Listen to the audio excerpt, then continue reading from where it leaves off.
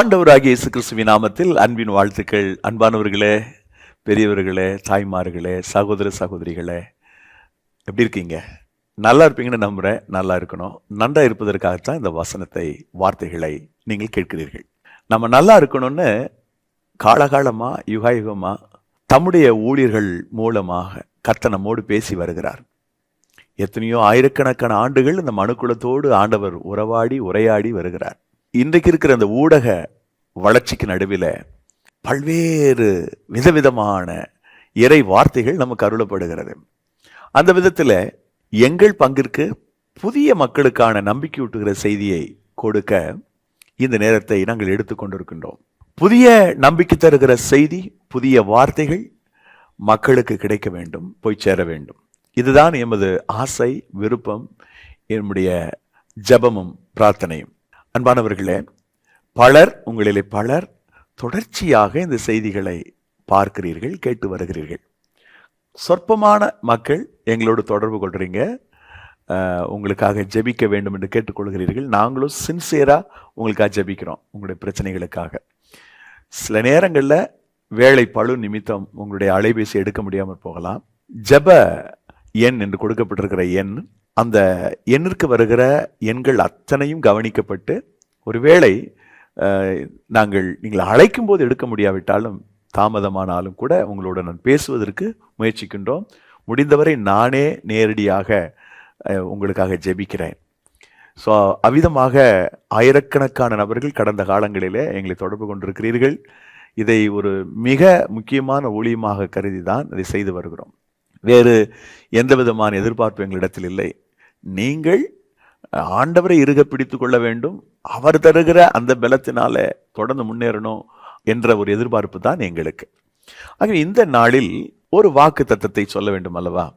பொதுவா ஆண்டவர் நேரடியாக பேசுவது என்ற வார்த்தைகளைத்தான் எடுப்பது வழக்கம். ஆனால் அவ்வப்பொழுது வேதாகமத்தில் ஒரு மனிதன் மற்றொரு மனிதனுக்கு சொல்லுகிற வார்த்தையை நம்ம எடுத்துக்கொண்டு அதை தேவன் எப்படி அது போன்ற ஒரு ஆசீர்வாதத்தை அல்லது நன்மையை நமக்கு செய்கிறார் என்பதை நாம் விளக்கி சொல்வதற்கு முயற்சிக்கின்றோம். அந்த விதத்தில் இன்றைக்கு யோசேப்பின் மூலமாக பானபத்திரக்காரனுக்கு கர்த்தர் சொன்ன வார்த்தை தான் இன்றைய வாக்குத்தத்த வசனமாக உங்களுடன் பகிர்ந்து கொள்ள போகிறேன்.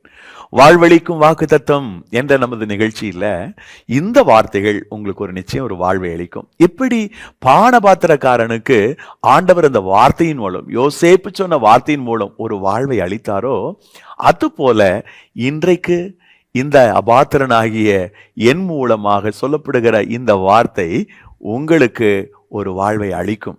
நீங்கள் ஆசீர்வதிக்கப்பட போகிறீர்கள். பிரதர், சிஸ்டர், தாயே, தகப்பனே, நீங்கள் ஆசீர்வாதமா இருக்க போறீங்க. புதிய நம்பிக்கையோட, புதிய விசுவாசத்தோட தேவனை நோக்கி நீங்கள் முன்னேறுங்கள். அவரை இறுக பிடித்துக் கொள்வதற்கு தான் இந்த வார்த்தைகள் நமக்கு மிகப்பெரிய உதவியாக இருக்கிறது. சரி, இப்போ யோசேப்பு என்கிற ஒரு மிக அற்புதமான தேவ மனுஷன், அவன் தேவனுக்கு பயந்தவன் என்று நாம் அவனை குறித்து அறிகிறோம். 39ஆம் அதிகாரம் 9வது வசனத்திலே யோசேப்பு தேவனுக்கு பயந்தவன் மாத்திரமல்ல, அவனோடு ஆண்டவர் இருந்தார். அவன் ஒரு தகப்பனுக்கு நல்ல செல்ல பிள்ளை. அவனுடைய பிரதர்ஸே அவனை கொலை பண்றதுக்கு, அவனை தீர்த்துக்கட்டுறதுக்கு முயற்சி பண்றாங்க. தேவ கிருபையினால அவன் வியாபார இடத்துல விற்கப்படுகிறான். முடிவாக எகிப்திலே போத்திபார் அவனை விலைக்கு வாங்குகிறான். போத்திபார் வீட்டில் அவன் ஒரு அடிமையாக இல்லாம அந்த வீட்டில் ஒரு ஆளா இருக்கிறான். அங்கே ஒரு அபாண்டமான குற்றச்சாட்டு, சிறைச்சாலைக்கு அவன் அனுப்பப்படுகிறான். He was in prison. அவன் சிறைச்சாலையில இருந்தான். அன்பானவர்களே, அந்த சிறைச்சாலையில் இருக்கக்கூடிய தலைவனும் கூட இவன் மேல மிக பரிவோடு, அன்போடு, தயவோடு நடந்து கொண்டான். ஆகவே யோசேப்பு ஒரு கைதியாக அங்கே இல்லை. அங்கே அவன் ஒரு அதிகாரியை போல, ஒரு நல்ல அரசாங்க உத்தியோகத்தில் இருப்பவனை போலதான் உலாவினான், ஒரு கைதியாக அல்ல. கைதிகளை விசாரிக்கும்படி அவன் சென்ற போது 2 பேர் மிகவும் முகத்துல திகிலோடு, பீதியோடு இருக்கிறாங்க. ஒருவன் பார்வோன் ராஜாவினுடைய பானபாத்திரக்காரன், மற்றொருவன் சுயம்பாகி தலைவன். 2 பேரும் வெவ்வேறு சொப்பனங்களை ஒரே நாள்ல பாக்குறாங்க. அந்த சொப்பனம் ஏதோ ஒன்று சொல்லுது அப்படின்றத அவங்க புரிஞ்சிட்டதுனால அர்த்தம் புரியாம கலங்கி போய் நிற்கிறாங்க. யோசேப்பு அவர்களை பார்த்து, என்ன ஏன் கலக்கமா இருக்கீங்க அப்படின்னு சொன்ன போது அதுல 2 பேரும் சொல்றாங்க, இப்படி ஒரு சொப்பனம் பார்த்தோம், அர்த்தம் எங்களுக்கு தெரியல, அர்த்தம் சொல்றது தேவனுக்குரியது, என்னிடத்தில் சொல்லுங்கள் என்ற போது 2 பேரும் சொப்பனத்தை சொல்றாங்க. சொப்பனத்திற்கான விளக்கத்தை சொல்லும்போது, குறிப்பாக பானபத்திரக்காரனுக்கு சொல்லும்போது யோசேப்பு சொன்ன வார்த்தை தான் இன்றைய வாக்குத்தத்தம். அந்த வசனத்தை நான் உங்களுக்காக வாசிக்கிறேன். ஆதியாகமம் 40ஆம் அதிகாரம் 13வது வாக்கு. 3 நாளைக்குள்ளே பார்வோன் தலையை உயர்த்தி உன்னை மறுபடியும் உன் நிலையிலே நிறுத்துவார். உன் தலையை உயர்த்தி மீண்டும் உன் நிலையிலே அவர் உயர்த்துவார். உங்கள் தலையை உயர்த்தி மீண்டும் உங்கள் நிலையிலே அவர் உயர்த்துவார் என்பதுதான் இன்றைய வாக்குத்தத்தம்.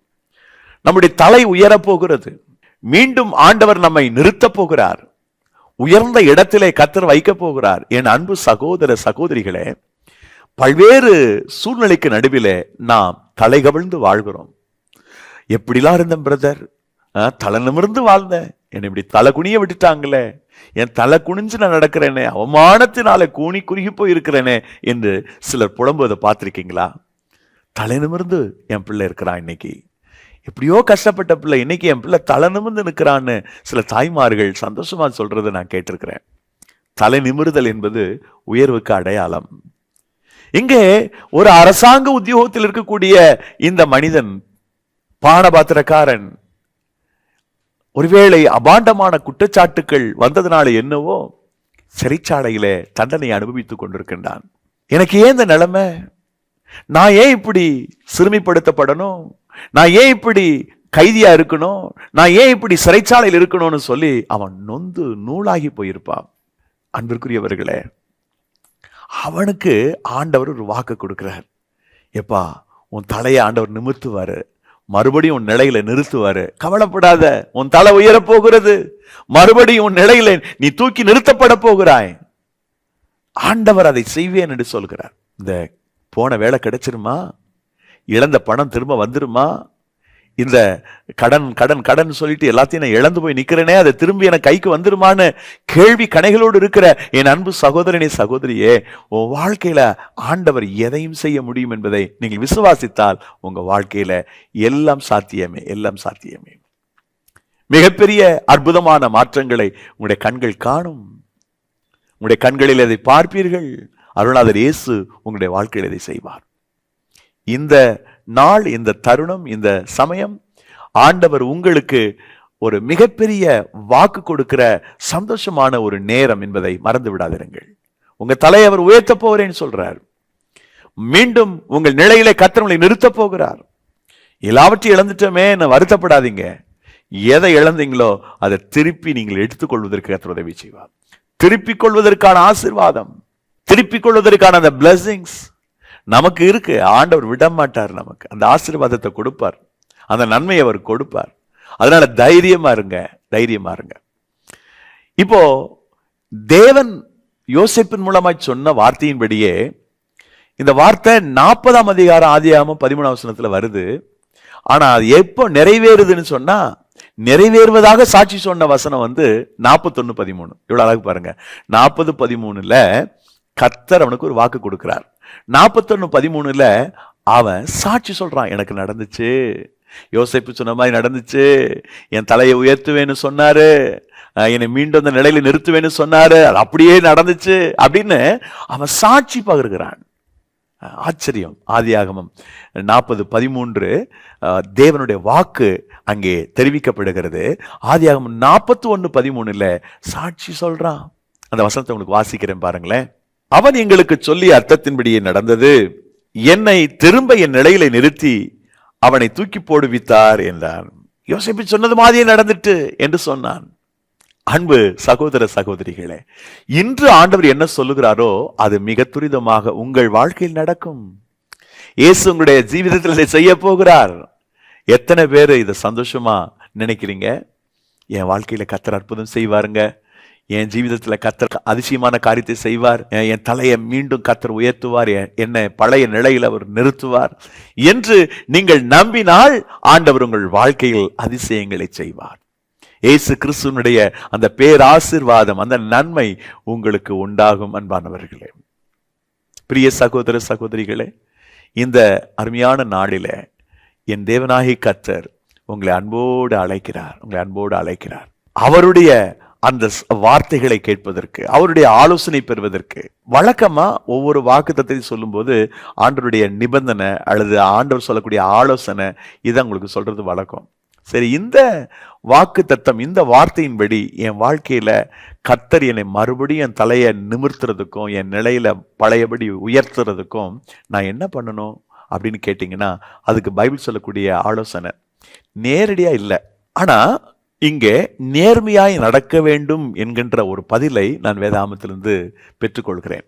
எப்படி அப்படின்னு கேட்டா, 2 பேரும் குற்றஞ்சாட்டப்பட்டு சிறைச்சாலையில் இருக்கிறாங்க. அதுல சுயம்பாகி தலைவன் அவன் மேல் வைக்கப்பட்ட குற்றச்சாட்டு நிரூபணமாகிறது, அவன் தூக்கிலிடப்படுகிறான், மரண தண்டனை கிடைக்கிறது. இந்த பானபத்திரக்காரன் மேலும் ஒரு குற்றம் சாட்டப்பட்டது, அந்த குற்றம் நிரூபணமாகவில்லை, அவன் நிரபராதி என்று அவன் கருதப்பட்டு மீண்டும் பழைய உத்தியோகம் அவனுக்கு கிடைக்கிறது.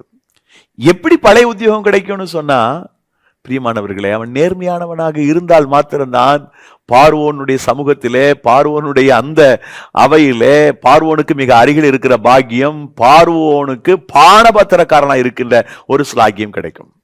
நேர்மையாக இருக்கிறவர்கள், யாருடைய தலையை கர்த்தர் நிமிர்த்துவார், யாரை பழையபடி உயர்ந்த இடத்திலே நிலை நிறுத்துவார் என்று சொன்னால் நேர்மையாய் நடக்கிறவர்கள். நேர்மையாய் நடக்கிறவர்கள், நேர்மையாய் நடக்கிற ஒவ்வொரு தேவனுடைய பிள்ளைகளும் அவங்க தோக்கிறது போல தெரியும், ஆனா முடிவில் அவருடைய தலையை கர்த்தர் நிமிர்த்துவார். என் தலையை நீ நிமிர்த்துகிறீர் என்று சங்கீதக்காரன் தாவீது சொல்லுகிறான். என் தலையை நிமிர்த்துகிறீர், நீரே என் தலையை நிமிர்த்துகிறீர். 3ஆம் சங்கீதம் 3வது வசனம், ஆனாலும் கர்த்தாவே நீர் என் கேடகமும் என் மகிமையும் என் தலையை உயர்த்துகிறவருமாயிருக்கிறீர். சந்தோஷமா பாடுறான் தாவீது.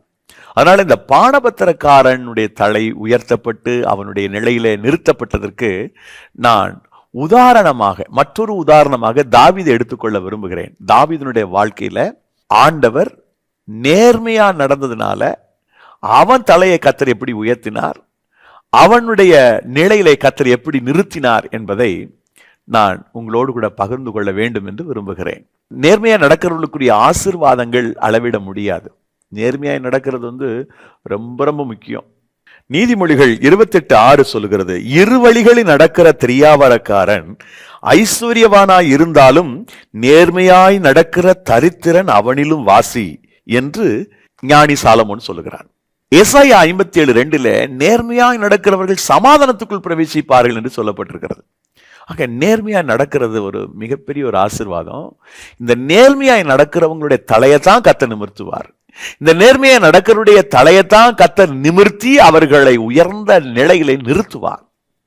எனது அன்பு சகோதர சகோதரிகளே, நேர்மையாய் நடப்பதற்கு நான் உங்களுக்கு சொல்லி மற்றொரு உதாரணமாக தாவீதை எடுத்துக்கொள்வதற்கு காரணம், தாவீதினுடைய தலை உயர்ந்தது. பல வேத பகுதிகள் அதை உறுதிப்படுத்துகின்றன. பல இடங்களில் சங்கீதத்தில் என் தலையை கர்த்தர் உயர்த்துகிறார், என் தலையை கர்த்தர் நிமிர்த்துகிறார் என்று சொல்லுகிறார். காரணம், அவன் நேர்மையானவனாக இருந்தான். 1 ராஜாக்கள் புஸ்தகம் 3வது அதிகாரம் 6வது வசனத்தை உங்களுக்காக நான் வாசிக்கின்றேன். அதற்கு சாலமோன், என் தகப்பனாகிய தாவீது என்னும் உமது அடியான் உம்மை பற்றி உண்மையும் நீதியும் மன நேர்மையுமாய் உமக்கு முன்பாக நடந்தபடியே தேவரீர் அவருக்கு பெரிய கிருபை செய்து அந்த பெரிய கிருபையை அவருக்கு காத்து இந்நாளில் இருக்கிறபடியே அவருடைய சிங்காசனத்தில் வீற்றிருக்கிற ஒரு குமாரனை அவனுக்கு தந்தி.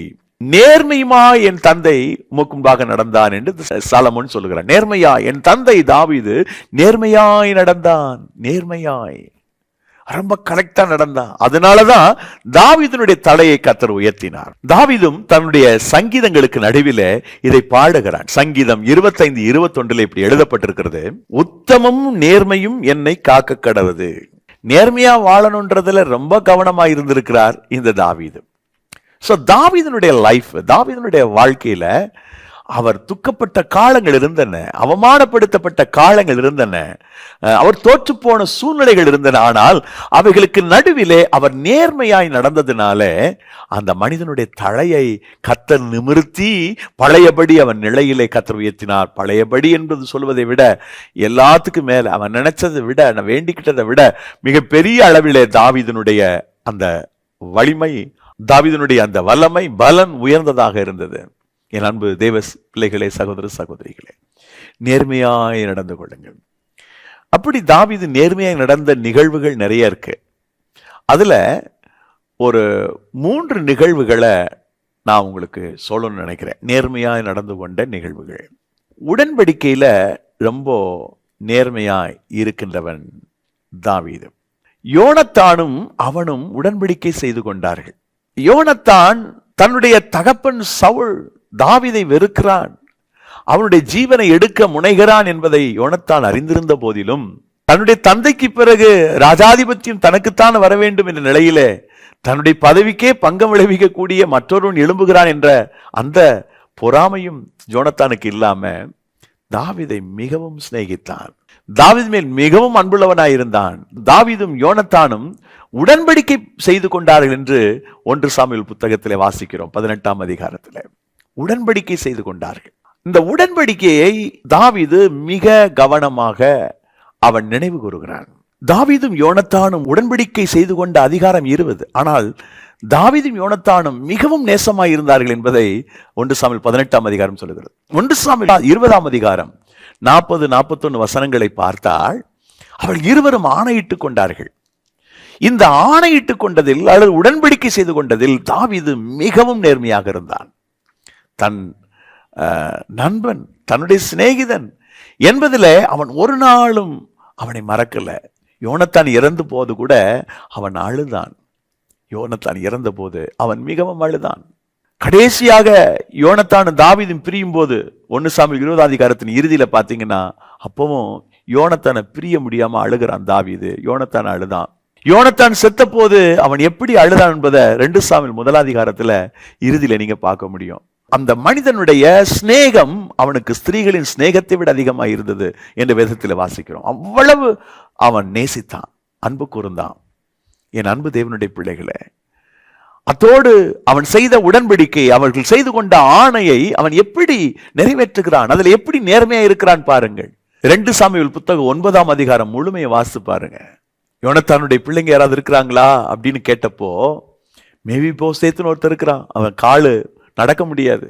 அவன் அழைத்து வர சொல்லி அவன் தன்னோடு அவன் இருக்க வைத்து அவன் தகப்பனுடைய நிலங்களெல்லாம் திருப்பி கொடுத்து அவனை தன்னோடு வைத்துக் கொண்டான்.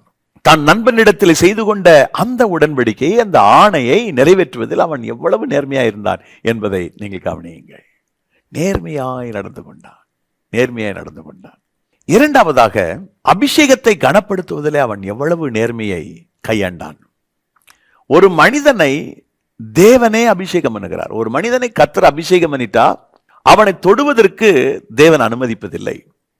சவுல் தன்னை எத்தனையோ முறை கொலை செய்வதற்கு முயற்சித்த போதிலும் தாவீது அவன் மேல் கை போடுவதற்கு துணியவில்லை.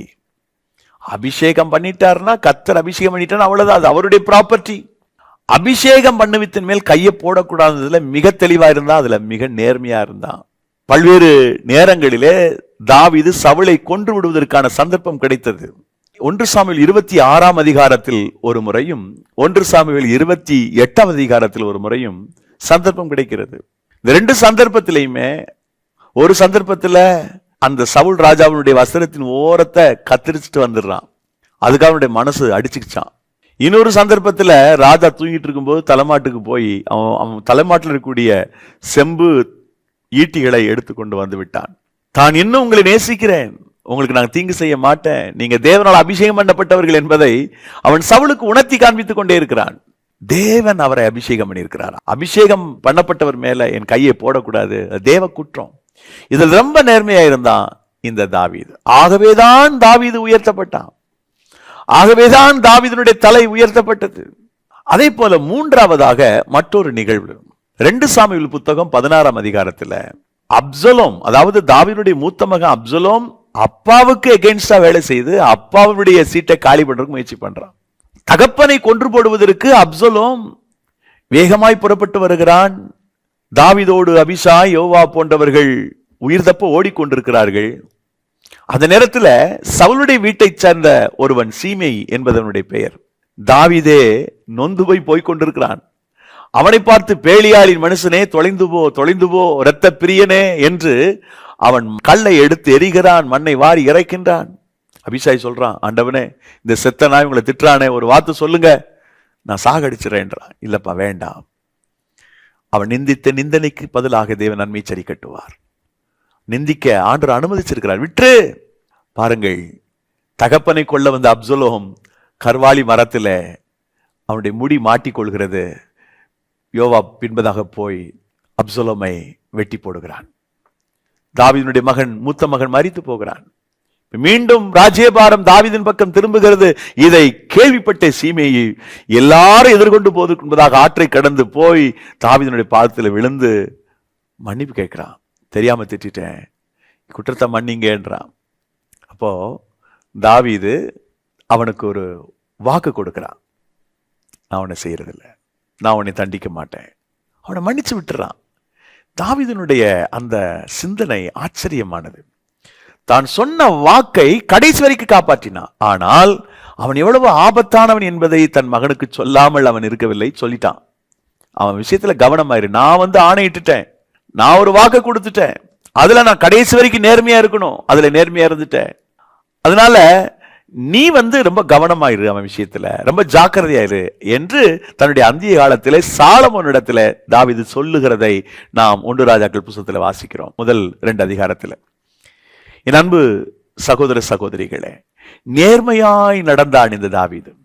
தாவீது எவ்வளவு கவனமா இருக்கிறான். யோனத்தானோடு செய்து கொண்ட உடன்படிக்கை ஆணையிலே அவன் நேர்மையாய் இருந்தான்.